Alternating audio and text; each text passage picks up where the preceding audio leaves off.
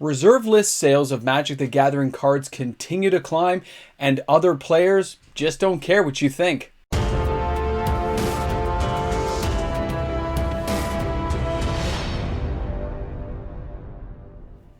Have you ever tried to have an open discussion with someone who is so entrenched in their view that it's literally impossible to get them to change their mind, or for that fact, get a word in edgewise?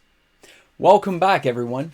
MTG Moxman, and thanks a lot for being here on my channel. Welcome back to all my regular viewers, and of course all those wonderful people taking the time to hit that subscribe button and help me reach the goal of 16,000 subs. Thanks for being here, and I can't forget the patron members who support this channel. And guys, thanks again for being here. You all make it worthwhile. Let's talk about what's going on in the market right now. A lot of people out there don't have a clue. Nothing you can do can convince them that you know what's going on. And they think they know the better way. They know what's going on, and they're going to tell you they know. They're going to convince you that this is the right path. Guys, guess what? I'm here to tell you something. I'm here to whisper it in your ear just to make sure you understand. People who buy reserve list cards buy them for so many reasons that it's hard to keep track of. Some just want to get a collection of 100 of something. Some like the idea of an alternate portfolio, and they like to have so many cards that are on the reserve list because it's the reserve list. Some just like a piece of artwork. They think it's amazing and they want to get extra copies of it. Other people are hoping to flip and invest and make money. But they don't care what you think. They don't care if you don't like them. They don't care if you say it's worthless. They don't care if you think it's junk that they like a particular card, and they shouldn't. Who are you to give them an opinion? Who are you to sit up there on a high pedestal and tell somebody else what to do? Those are some of the emails I get. I like it. A little bit of style, a little bit of anger, frustration from players out there who just want to do what they want to do. I'm going to keep collecting Thrall Champion Mox. I like that you buy it. I'm going to buy it too. I'm going to buy 50 copies of Soldevi Excavations. That's my goal. I want to get to 50 copies. I like your analogy that everything's like a stock and there's only so many of that stock that will ever be available of that company.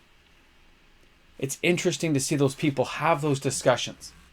Some people for expanding the reserve list, some people for getting rid of it entirely. I actually don't think it would change that much if you got rid of the reserve list. Okay, I think the original artwork, the original cards, the age, the nostalgia, yeah. But that's my opinion. I'm sure you guys have one too. I hear about it all the time from everyone. And those of you who are on my channel supporting me, you're probably of a similar view.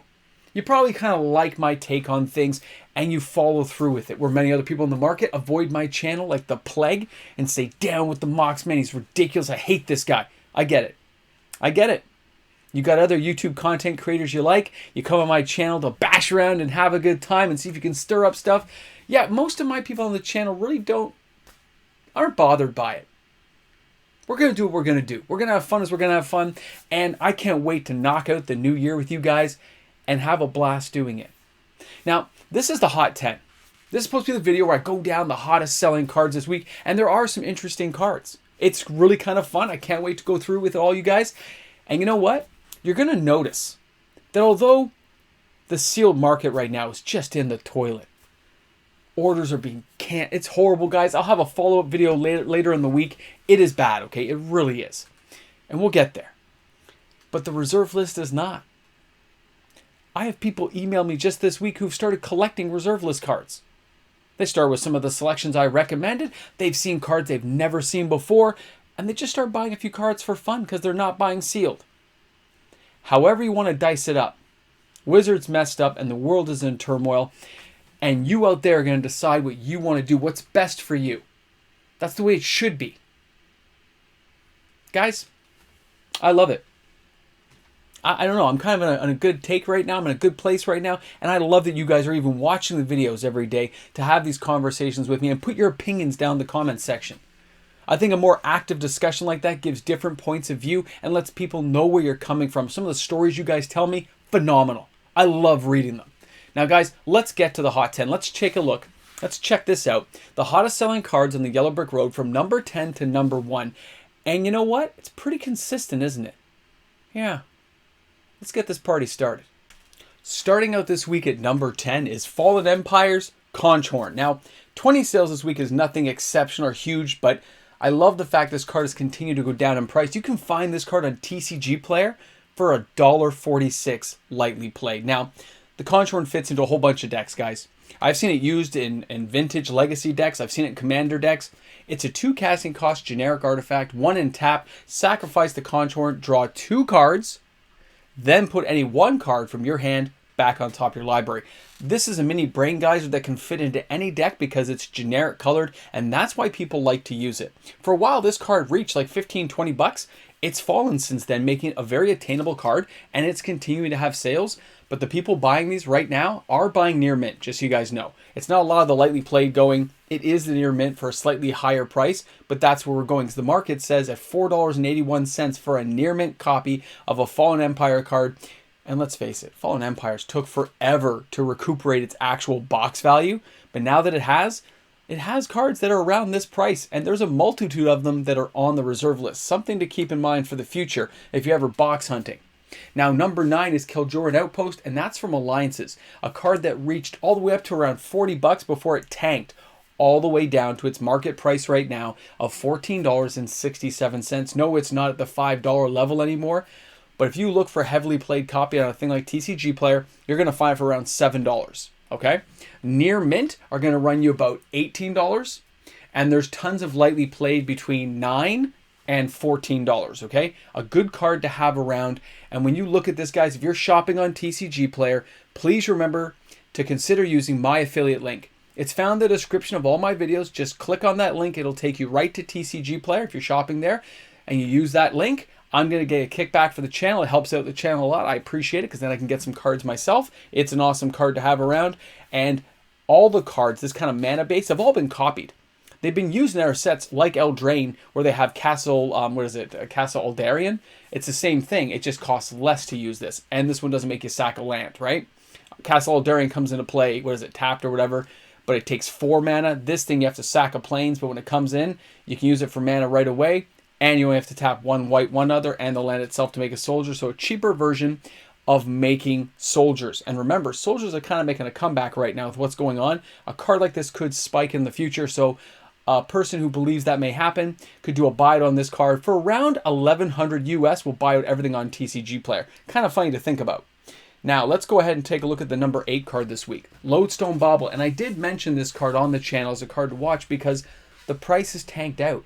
And when prices fall this far, and you can find a moderately played copy for $1.50 on TCG Player, some people are going to buy them. They're going to pick them up. It has some uses. It has a little bit of versatility, and it fits into any deck. And you don't have to put land on top, and it does let you just go ahead and get a land, right? You can go ahead and also draw a card at the beginning of your next turn. It's a very nice card to use. I've used it on opponents to make them put land on top. I've also used it on myself when I've like Armageddon and stuff. So a great card to have around. That's a very inexpensive reserve list card to add to somebody's collection. And I guess some people thought, yeah, it's kind of worth it. Let's pick some up. Now, number 7, again, I mentioned this, and here we are looking at the sales. I guess if you guys thought it was a pretty good idea. And 24 sales this week brings Season of the Witch from the Dark back onto the list. It's still falling in price. The market you find on TCG Player is around $34, $35 for a light played, moderately played card. Near mints are going to run you about $44.71 US. Here in Canada, about 65 bucks for a near mint copy.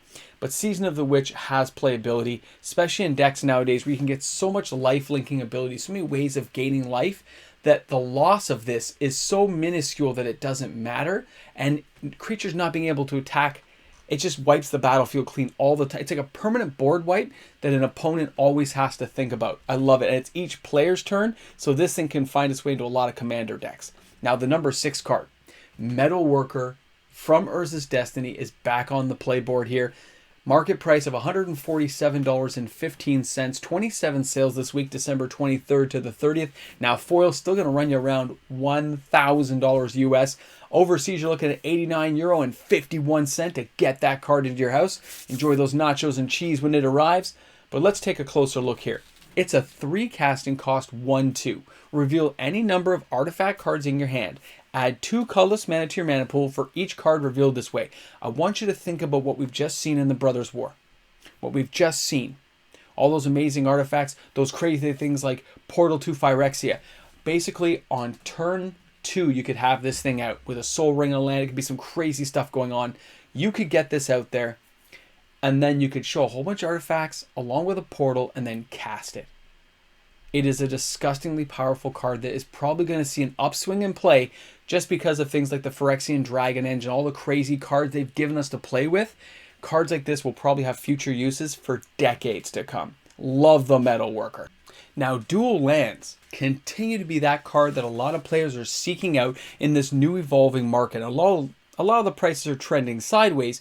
It's a very desirable card. Players are able to trade in some of these new modern staples from Standard that people are enjoying so much, like Sheoldred. A couple of those cards is now landing them heavily played dual lands, and a lot of players like that option. They like the idea that they can trade in, get a card that they never have to trade away, can fit into a multitude of formats and decks they want to play with, and that's going to be things like Taiga and all the dual lands included. And this one here, you're looking at 30 sales this week. We're talking thousands and thousands of dollars from December 23rd to the 30th. And probably next week when I check the Boxing Day sales at all the stores I deal with, all the things I'm looking at, we're probably going to see a lot of dual lands hit that board again.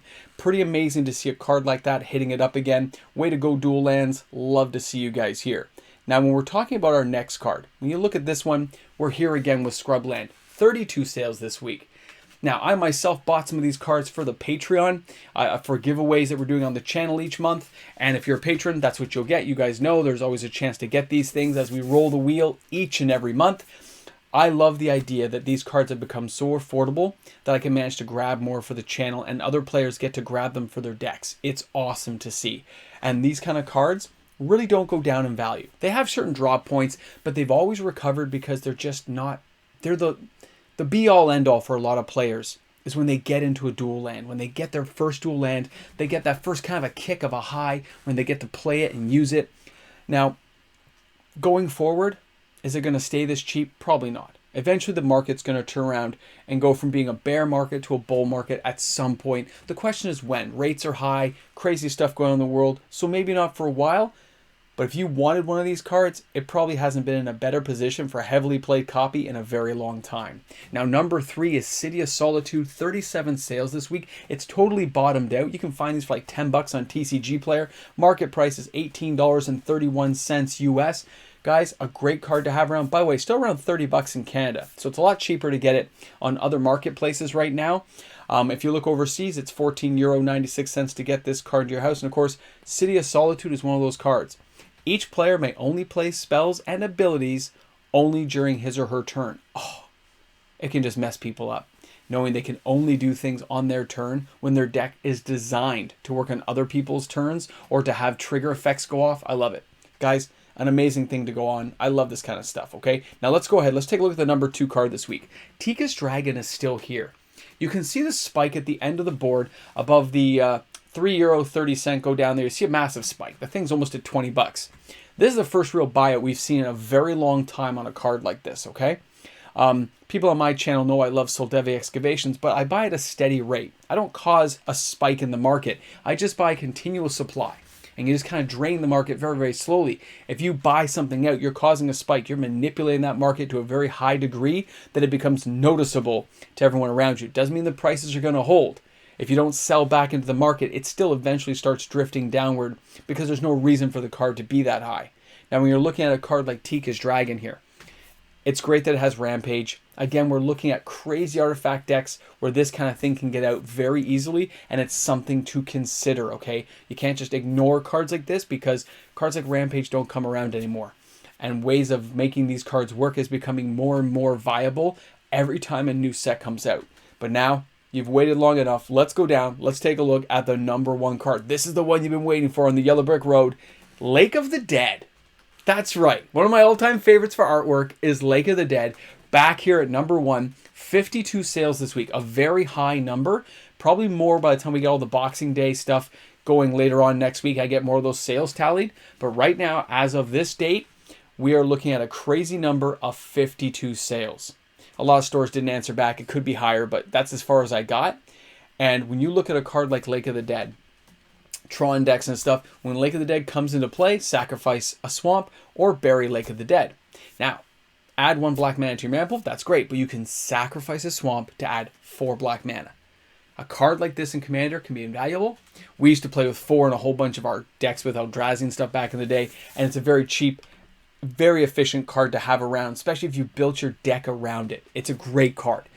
So again, I want you guys to consider this when you're looking at your collections. If you're buying Reserve List because you just love to buy it, don't listen to anybody. Don't even listen to me. Do what you need to do to make yourself happy and enjoy the cards. And that's the idea I've seen from more and more players. When somebody's trying to influence you against doing something, when somebody's trying to influence in a way that you know is just not really what you want to do, you got to speak out sometimes, or don't take the advice at all. Ignore it and do what you're going to do. I remember a few times where I've almost doubted myself for the stuff and the way I do things, and I got a few reminders from people saying, just remember who you are. Don't worry about it. Everything will fall in place the way it's supposed to. Thanks a lot for hanging out with me today. Thanks for being on the channel. Can't wait to read those comments. And if you're new to the channel, smash that subscribe button. Join in the fun, turn a notification bell. You'll never miss my content because it's here every single day of the week, every single day of the year. I'm here, 11:15 Eastern Standard Time. Have a great day, guys. Boomstick. Hey guys, a big shout out to all the fantastic patrons out there. Guys, loving it. Now, if you're one of my new patrons, make sure you stick around to the end of the video. Just got to go over a few things for all the new patrons so I can get it all out of the way at the same time. Thanks again. All right, you're either a patron, a YouTube membership member, or you just want to know what's going on. You made it to the end of the credits. Welcome aboard. Just a reminder, whatever level you fall on my Patreon or on my YouTube membership member, $1, $2, whatever level you're at, that dollar amount is how many times your name goes on the wheel. So if you're a $3 patron, your name goes on 3 times. You have 3 chances on the wheel to win each and every month that you remain a patron. Okay, same as a YouTube membership member, same thing. Just in case I missed anyone, I wanted to update everyone and remind them that at the end of the month, that's how it goes. Any questions, any comments, concerns, you can email me at lang@hotmail.com. Guys, have an awesome one. I just want to get this out there because a lot of people were asking. I thought I may have missed 1 or 2 of you. It's been crazy busy. A lot of new people joining on. We'll see you guys soon. Have an awesome day today, and thanks for supporting the channel. It really means a lot.